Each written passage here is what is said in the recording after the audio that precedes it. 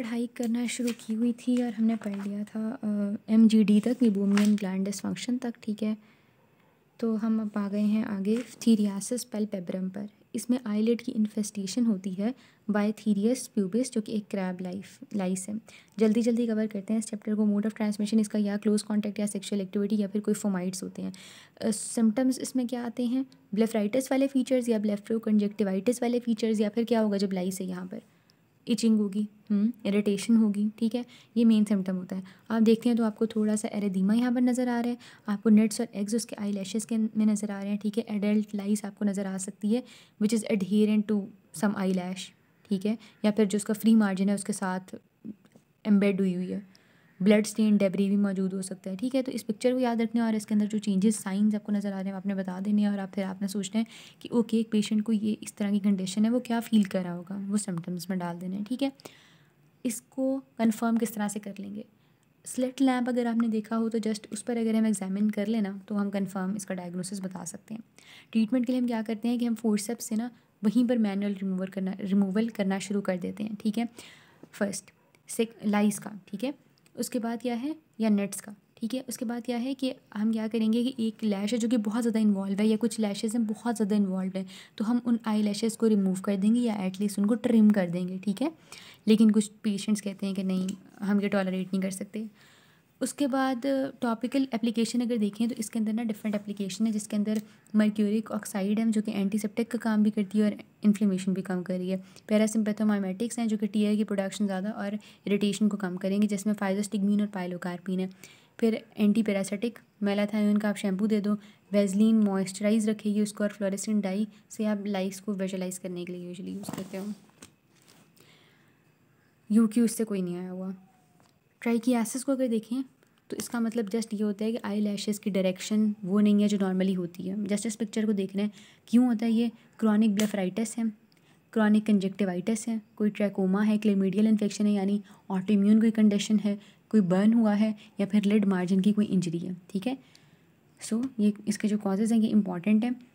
सबसे पहले है कि अगर तो यह इन्फ्लेमेशन हो जाए, जिसे मैंने बोला क्रॉनिक ब्लेफराइटिस, या फिर कंजक्टिवाइटिस हो जाए, उधर की इन्फ्लेमेशन हो गई है, जो मैंने बोला कि क्लेमीडिया के इन्फेक्शन यानी ट्रिकोमा के अंदर होता है। ऑटोइम्यून कंडीशन के अंदर कोई बर्न हो गया तो उससे तो वैसे ही एनाटॉमिकल स्ट्रक्चर डिस्टॉर्ट हो जाएगा ना, और आईलिड की कोई मार्जिन की कोई इंजरी हो गया तब भी डिस्टॉर्शन हो जाएगी। इसके अंदर पेशेंट को ये फील होगा कि कोई फॉरेन बॉडी है यहाँ पर, या फिर उसका कंजक्टाइवा और कॉर्निया में कंजक्टाइवल रेडनेस हो सकती है बेसिकली, और कॉर्नियल डिफेक्ट हो सकता है, या कॉर्नियल अल्सरेशन हो सकती है, सेकेंडरीली कोई इन्फेक्शन हो सकता है। और इसकी कॉम्प्लिकेशन के अंदर यही होता है कि सबसे पहले इन्फ्लेमेशन है, केराटाइटिस, कंजक्टिवाइटिस और कॉर्नियल ओपेसिटी तक बात जा सकती है। ट्रीटमेंट अगर देखें तो सबसे पहले तो आपने लैश का फॉलिकल को रिमूव करना होता है मैकेनिकली फोर्सेप्स से, इसे कहते हैं एपिलेशन। दूसरी बात क्या होती है कि आपने आई लैशेज़ को डिस्ट्रैक्ट करना है, जो कि इस तरह से अजीबोगरीब डायरेक्शन के अंदर मौजूद है। किस तरह से करेंगे? इलेक्ट्रोलिसिस से कर लें, आर्गन लेज़र से, या क्रायोथेरेपी से कर लें। कितना सेंटीग्रेड ये देख लेना है। कॉन्टैक्ट लेंस दिए जा सकते हैं ताकि वो प्रोटेक्टेड रहे, ठीक है, वो लेंस के ऊपर लगती रहे, एक्चुअल जो आई का स्ट्रक्चर है वो डिस्ट्रक्ट ना हो। और सर्जरी, ठीक हो गया।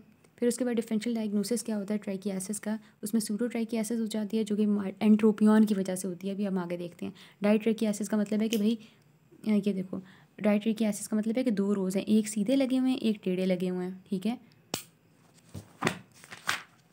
उसके बाद है एंट्रोपियन। एंट्रोपियन का मतलब होता है कि आईलिड के मार्जिन्स जो है ना वो अंदर की तरफ को मुड़ गए हैं, ठीक है। इसके जो कॉजेज़ होते हैं वो हैं कंजेनिटल एक्वायर्ड। एक्वायर्ड के अंदर सिनाइल, सिकाट्रिशियल और स्पास्टिक आ जाते हैं। एक्ट्रोपियन में बाहर की तरफ मुड़ जाते हैं, इसमें सिनाइल, सिकाट्रिशियल और पैरालिटिक आ जाते हैं, ठीक है। अच्छा, सिनाइल की बात करें तो यहाँ पर सबसे मोस्ट कॉमन सिनाइल ही होता है कि एज के साथ ही अंदर को थोड़े से मुड़ जाते हैं, स्पेशली लोअर वाला, ठीक है। इसमें क्या होता है, मसले कहाँ कहाँ पर आ रहे हैं सिनाइल के अंदर?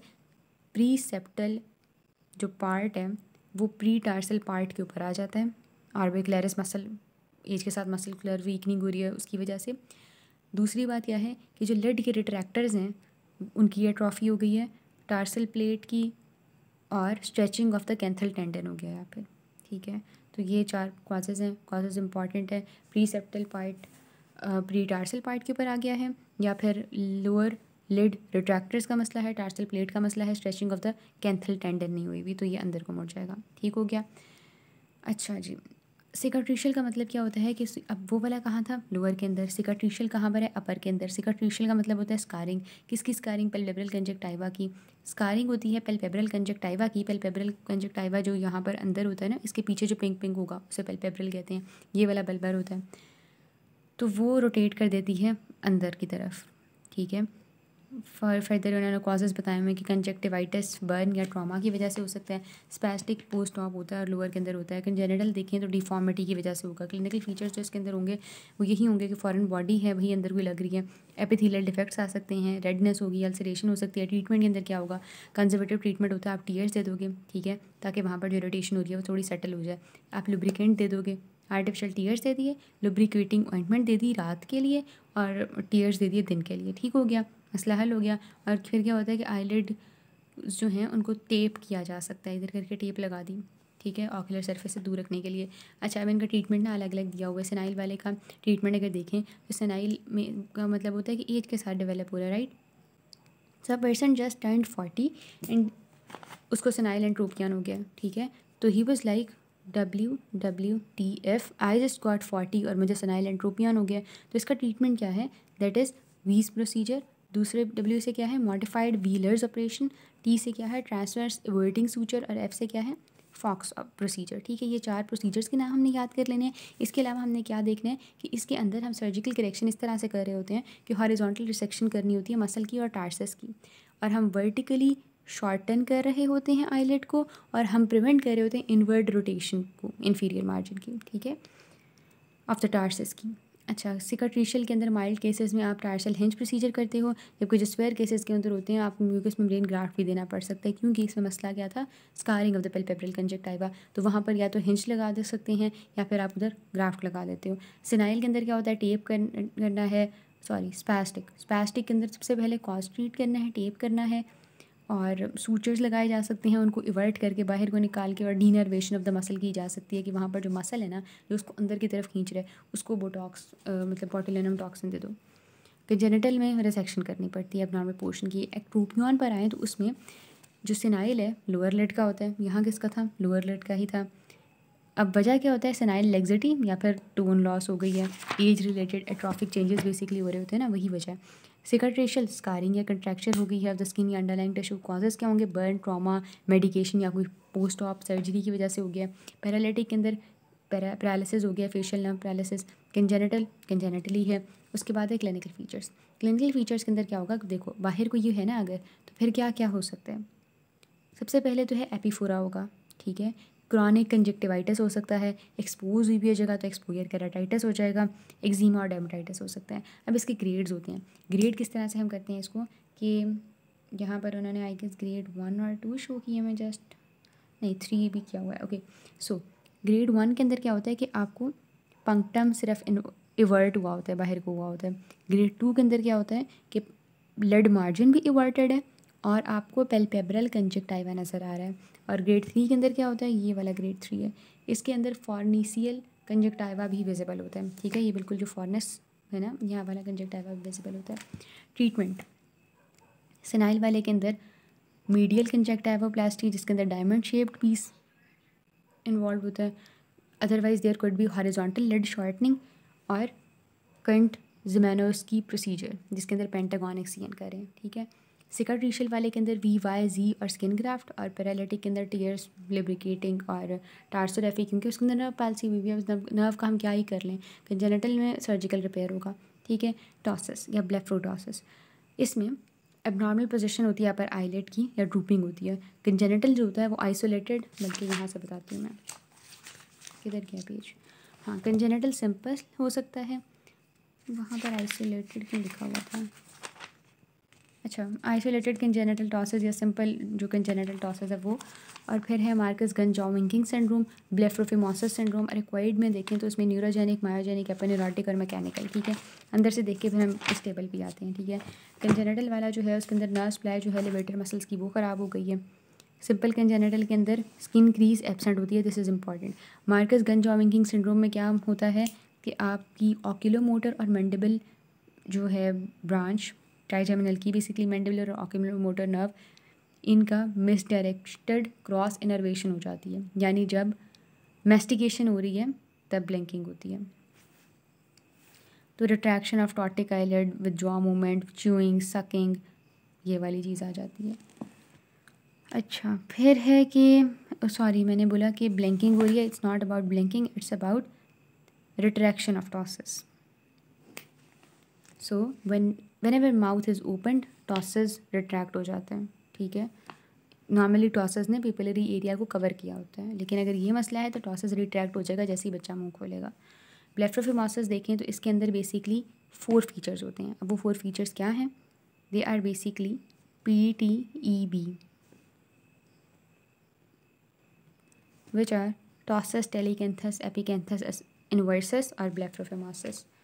न्यूरोजेनिक के अंदर थर्ड नर्व पाल्सी हो सकती है और उसके अलावा हॉर्नर सिंड्रोम हो सकता है। मायोजेनिक के अंदर मायस्थीनिया ग्रेविस या ऑक्यूलर मायोपैथी हो सकती है। एपिन्यूरोटिक के अंदर एज रिलेटेड, ट्रॉमा रिलेटेड या पोस्ट ऑप हो सकता है।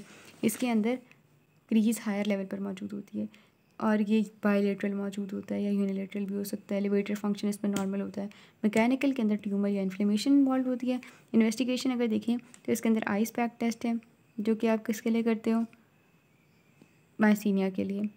फर्दर इसका ना बेसिकली ये इस तरह से याद रखे जा सकते हैं, टिप एंड, जिसमें दूसरा टी जो है वो किसी के लिए स्टैंड नहीं करता। टी फॉर है thoracic imaging, I for ice pack, P for phenylephrine test, N for neurological. अब ये फेनाइलेफ्रीन जो है ये टेंसिलन टेस्ट जो है ये basically short acting acetylcholine esterase होता है जो कि इंट्रावीनसली आप देते हो तो टॉसेस इंप्रूव हो जाते हैं। That's it. एंटीबॉडी टेस्टिंग आप किसके लिए कर रहे हो? मायस्थीनिया ग्रेविस के लिए। फेनाइलेफ्रीन किस लिए कर रहे हो? हॉर्नर सिंड्रोम के लिए। तो यही वाला सारा सिस्टम है। इसमें बस मैंने यही बताना था कि लड़कीज एब्सेंट इसमें हो रही है और इसमें हायर हो रही है। ट्रीटमेंट क्या है? डिपेंड करता है टियोलॉजी, डिग्री और लिवेटर फंक्शन कितना वाइबल है। मेडिकल ट्रीटमेंट के अंदर आप कॉज को ट्रीट करते हो और मेडिकल ट्रीटमेंट मायोजेनिक और न्यूरोजेनिक में होता है। सर्जिकल कंजेनिटल में होता है और उन सारे केसेस में जिनमें मेडिकल कोई फ़ायदा नहीं दे रहा। डिग्री ऑफ टॉर्चर्स आप देखते हो सबसे पहले तो यूनिलेटरल अगर है ना तो आप दूसरी आई से कंपेयर करके vertical, inter, palpebral, fissure, width देखते हो। अगर बाइलेटरल है तो आप देखते हो कि कॉर्निया कितने mm कवर्ड है, -2 mm, तो पता लग जाता है। वो फिर 2 mm है आया आंसर तो माइल्ड है, 3 mm आया तो मॉडरेट और 4 mm आया तो स्वेयर है, ठीक है। Assessment of the levator function किस तरह से करते हैं? पेशेंट को कहते हैं डाउन गेज, पहले वो करे और फिर अप गेज करे। Levator function normal 18, good 9, fair 8, poor 4। बाकी जो टेस्ट आपने करने होते हैं उसमें मोटेलिटी, सेंसिटिविटी, बेल्स फिनोमेना और मार्कस गंज और विंगिंग सिंड्रोम चेक करना है। उसके बाद ये जो है ना प्रोसीजर्स ये डिपेंड करते हैं इन ग्रेड्स की पर, ठीक है। पहला जो प्रोसीजर है अगर माइल्ड हो और गुड हो तो आप फैसनेला सर्वेट ऑपरेशन कर देते हो। उसके बाद लिवेटर रिसेक्शन है जो कि मॉडरेट पर करते हो और फेयर पर, और फिर स्लिंग प्रोसीजर है जिसमें फ्रंटेलिस की स्लिंग बनाई जा रही होती है बेसिकली और स्वेयर और पुअर के अंदर करते हैं। Spectacled props can also be used when surgery is not indicated और एपिन्यूरोटिक स्ट्रेंथनिंग भी कर सकते हैं। ओके, आफ्टर दैट सूडोटॉसिस उन्होंने बताया हुआ कि इन कंडीशंस में होता है। बहरहाल अब हम ट्यूमर्स की तरफ आ जाते हैं। ट्यूमर्स वुड बी बेनाइन और मैलिग्नेंट ट्यूमर्स। बेनाइन को अगर देखें तो नॉन पिगमेंटेड को देखें तो दे कुड बी बेनाइन और मैलिग्नेंट। उसके बाद उन्होंने फिर पिगमेंटेड इकट्ठे दिए हुए हैं। नॉन पिगमेंटेड के अंदर स्क्वेमस सेल पेपिलोमा है जो कि ब्रॉड बेस्ड या सेसाइल हो सकता है, अदरवाइज इट वुड बी पेडंकुलेटेड और ये HPV के साथ एसोसिएटेड होता है। बेसल सेल पेपिलोमा या seborrheic keratosis brown to dark इसकी अपीयरेंस होती है और ग्रीजी इरेगुलर होता है। Pyogenic is pinkish and painful and it could also be sessile and pedunculated. Keratoacanthoma देखें तो पिंकिश इंड्यूरेटेड नॉड्यूल होता है which is covered with keratin और स्पॉन्टेनियस रेजोल्यूशन होती है और साथ एक स्कार ये छोड़ जाता है। कैपिलरी हीमेंजियोमा को देखें, कॉमनेस्ट होता है इन्फेंसी के अंदर और लड़कियों मतलब जो फीमेल बेबीज़ होती हैं और स्वेल कर जाता है ये जब बच्चा रोता है और ब्लैंच कर जाता है जब प्रेशर अप्लाई करते हैं, ठीक है। फर्स्ट ईयर में ये डेवलप होता है और सेकेंड ईयर के अंदर रिग्रेस कर जाता है। पैदाइश के बाद रेजोल्यूशन हो जाती है इसकी खुद ही से 7 साल की उम्र तक in most of the cases. Xanthelasma creamy yellow plaque होता है और ये हाइपरलिपिडीमिया की वजह से होता है। आईलेट्स पर होता है near medial canthus. Neurofibroma neurofibromatosis type 1 से रिलेटेड है और ये थिकन नर्व आपको इस तरह से फील हो रही होती है जब आप पैल्पेट करते हैं जैसे बैग ऑफ वर्म्स है और इसकी वजह से S शेप्ड लिड डिफॉर्मिटी होती है।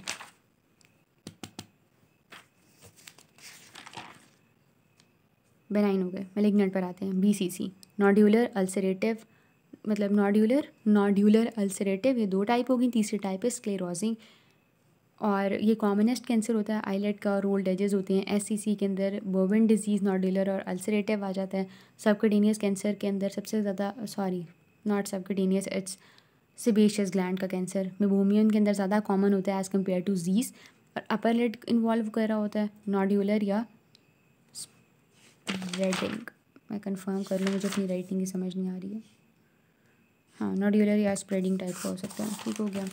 उसके बाद है मकल सेल। ये मकल सेल से निकलता है, और बेसिकली ये जो सेल्स होते हैं these are near to the sensory receptor, तो लाइट टच के लिए भी ये सेंसिटिव होते हैं। Kaposi sarcoma is related to HHV and AIDS. Pink, red, violet to brown colour हो सकता है इसका।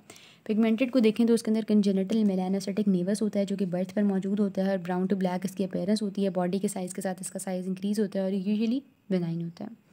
एक्वायर्ड मेलानोसाइटिक नेवस क्यूटेनियसली मौजूद होता है 5 से 15 साल की उम्र में। इसका मेलिग्नेंट पोटेंशियल होता है।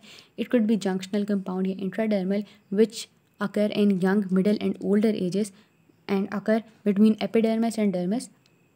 ये डर्मिस में होता है और ये पेपिलर लेजन होता है, और बाकी इसका जो शेड होता है वो डार्क ब्राउन सा होता है। अगले पे आते हैं, लेंटिगो मेलेग्ना। सन डैमेज स्किन पर होता है। इसे मेलानोमा इन साइटू या हचिनसन फ्रेकल या इंट्रा एपिडर्मल मेलानोमा भी कहते हैं। अगले पे आते हैं, मेलानोमा। ये हॉलमार्क इसका पिगमेंटेशन होता है, लेकिन नॉन पिगमेंटेड भी हो सकता है, और ये पोटेंशियल इसके पास लीथेलिटी का पोटेंशियल होता है। 3 तरह, मतलब ये सुपरफिशियल, स्प्रेडिंग और नॉड्यूलर होता है, और तीसरा फिर ABCD रूल है इसको क्लिनिकली डिटेक्ट करने का। ठीक है, वो हम बुक से ही देख लेते हैं। ये रहा, asymmetry, borders, colour, diameter, evolution, ये खुद देख लेना।